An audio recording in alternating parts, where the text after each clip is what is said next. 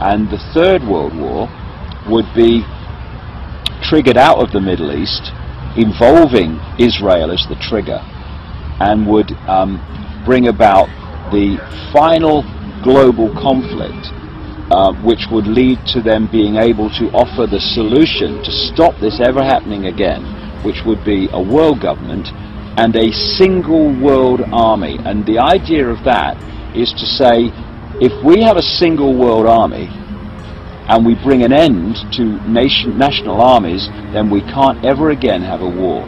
What they won't tell you is those that have manipulated the war will be the same people that offer the solution to the war, which is exactly the price of admission is $1 billion and a philanthropic heart.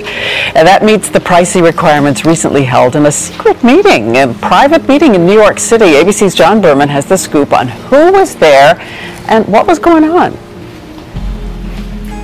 Behind closed doors on this New York campus, a secret gathering of some of the world's most powerful people. Gates, Buffett, Bloomberg, Winfrey. It was like, well, it was like the Super Friends. In the great hall of the Justice League, there are assembled the world's 4 greatest heroes. Together with others at the meeting, including George Soros, Ted Turner, David Rockefeller, they're worth more than $125 billion. To have been in the room and see this meeting of the minds really would have been a fascinating thing. That much money, that much power around one table. It begs the question, what were they doing? What were they scheming? Total world domination? This group, together for 6 hours, was talking about charity, education, emergency relief, global health. All my friends are philanthropic. Well, they probably wouldn't be my friends. An official at the Gates Foundation told ABCnews.com the overwhelming reason for the meeting was need. That was the issue that galvanized everyone to participate. Together, they've given away $70 billion since 1996. And with the sagging economy, their help could be just what struggling charities need. Charities are hurting, and somebody has to speak for all these charities, and if they want philanthropy to be robust in the future in the United States, these are the people where you really want to be talking about it. The new Superman and Wonder Woman, the super rich friends, not fighting bad guys, but fighting for good nonetheless. Someone said, what is it going to take to revive America, ABC Paul? News. Yes, apparently one of the things they discussed was what each of them knows about what really works and what doesn't work, so they can concentrate their resources. Bulldozers bulldozing down our buildings and soldiers with guns telling us to deny Christ. That may be what it takes to bring revival. If we will not cleanse ourselves from all the things that are obstacles to our Christianity, then God will see fit to come in and cleanse us.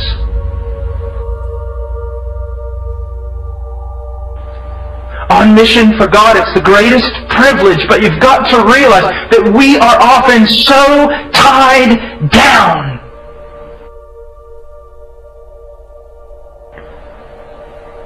So in debt. Such a lifestyle that's beyond our means that we're constantly running, constantly working, constantly anxious, constantly doing everything. If we were to get sick for 2 months, we'd lose our homes. We're so extended, we can't think about being on mission for God.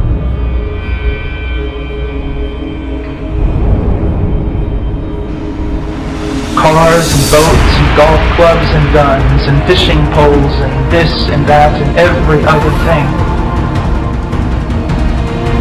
makes it almost impossible to think about serving Him. And then what's worse is we take our children and we baptize them into the very thing that has so enslaved our lives.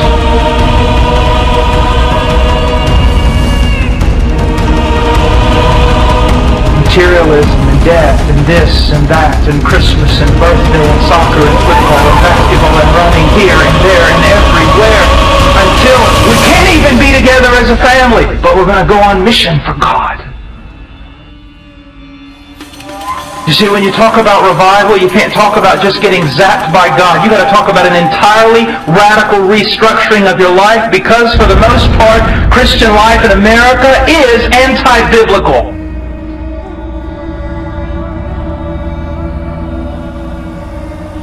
everything. You see, everything in this book deals with everything in your life. Down to even how you are to buy a pair of shoes.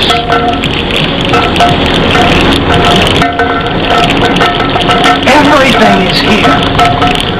And to bring revival is when God sweeps through a place and doesn't just quicken them in their sin, but purges them from their sin, separates them from the things that are obstacles in their life, and then fills them with the Holy Spirit. Revival, if it were to come, would cast most of us on the floor, weeping out and crying for mercy. Do we want revival? No. We don't. Let's just put it that way. Because that's the truth. But we can want it. What can make a person so entrenched in this world begin to hate this world and desire something different? A view of God, a view of the kingdom, a view of the fact that everything in this world is passing away. It is rotting as we wear it. Here at Blue Ridge Arsenal, there It is corrupting then while it Well, shines. normally this would be filled with 9. As you can see, we have no .45 caliber. Bullets are scarce as gun enthusiasts stock up. A big reason, some fear a Democratic Washington will lead to new gun restrictions and ammo taxes. Gun owner Diane Monip is worried, so she keeps gathering. It's in the nightstand. And gathering. And every time I go in, I usually try and buy 100 more than what I started with. Here at Blue Ridge Arsenal, at one point, customers were limited to buying only one box of ammo at a time. Like I said, 45 we've been having difficulties with. Michael O'Neill got a reality check at a recent gun show. 40 minutes just to get in. Ammo's literally stacked almost shoulder high. Within a couple hours, it's down below your waist. And with the skyrocketing demand, prices are way up, at least 50% at this range. I said it's the most expensive set of 50 rounds that I've ever purchased in my life. The sale of ammunition is up more than 20% this year, according to the NRA, but some say people hoarding ammo are just being paranoid. They would be more likely to face invaders from Mars than to have their ammunition confiscated under any law. Obama has said he respects Second Amendment rights but favors common sense on gun laws. He even recently signed a law allowing people to carry loaded guns in national parks. Even gun range owner Earl Curtis says the hoarding may have its limits. You got to put it in your driveway or your garage or down in the basement. And as far as that, your wife might say, well, honey, that's enough ammo. We got enough ammo for now. Beryl Urey. FEMA death camps and the red and blue list under martial law. While I have no doubt that the NWO creators at the CIA have their own list of people to round up and terminate, the actual proper agency behind the now infamous red-blue lists is none other than FEMA Black OPS. FEMA is not here to primarily help you. Under a full state of martial law, FEMA is here to send you to their detention camps to sort out who shall live and who shall die. Those unfortunates whose names are found among the millions of fellow Americans on FEMA red-blue lists will never come out of the FEMA camps alive, although they may have to go through hell before they are finally terminated.